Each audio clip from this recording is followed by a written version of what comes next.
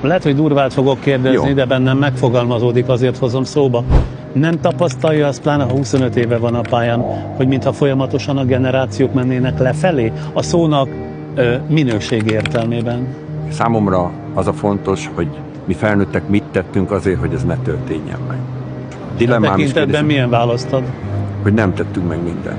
Hogy borzalmas világot és társadalmat hagyunk a gyerekeinkre.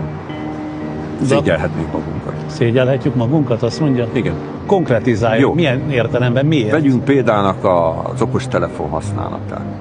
Viselkedés addikció alakult ki gyerekeknél az okostelefont illetően. Ja, tehát függőségbe kerültek a telefonjukkal. Pont. És ezt mi szülők intéztük el a Igen. gyerekeknél? Abszolút. Úgy gondolja? Nem, biztos vagyok benne. Nem egy kortünet? Nem.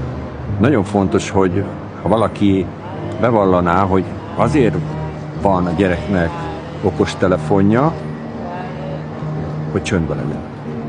Addig is el van.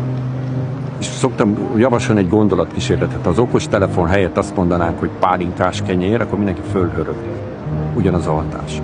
Ugyanaz a hatás. Csöndbe lesz, el van vele, és függőséget okoz. Nagyon komoly következménye van, és lesz ennek a dolognak.